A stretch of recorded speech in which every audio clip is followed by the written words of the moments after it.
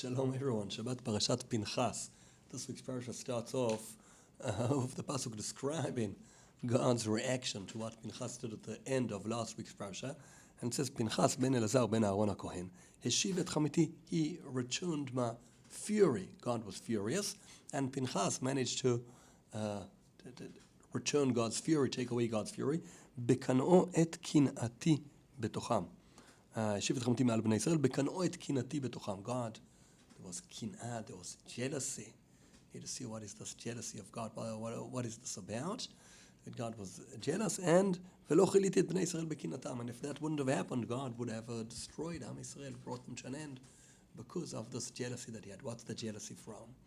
The jealousy is because at the end of last week's parasha, we saw that Bilam, after seeing that he couldn't cause bnei Yisrael, he gave the Moavim an idea and told them, listen, the Jewish God, he hates adultery, so send your daughters to seduce the Jews, and after they seduce them into a relationship, then also bring them to the Avodah Zarah. And this is what's caused God's kin'ah, God's jealousy. Now, jealousy within relationships is definitely something that can demolish or bring to an end to a relationship.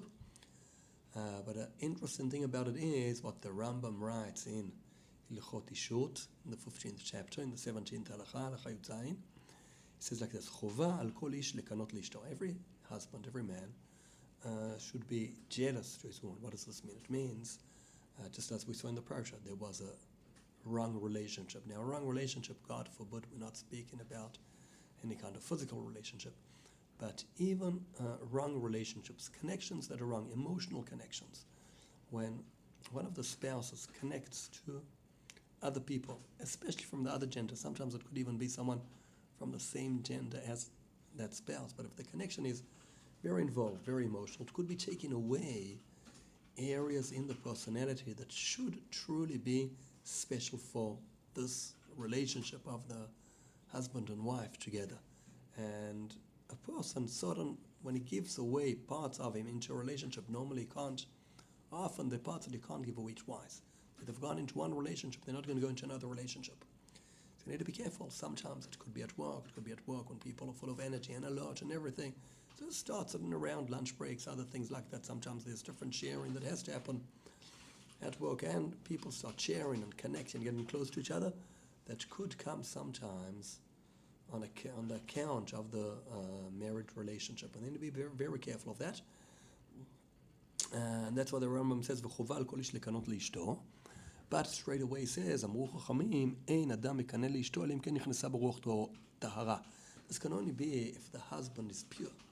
And if the spouse is now becoming jealous about the other spouse's behavior, it's not pure on their own. If they also have all kinds of wrong relationships all around, they also share too much or connect too much to other people, it won't work. That's bad. There has to be a ruach tahara in the base of everything. Not only that, it shouldn't be too much, because you need to allow people to have decent relationships, but it's sometimes the borderline between a decent relationship to a relationship that is already affecting the married relationship could be very, very close.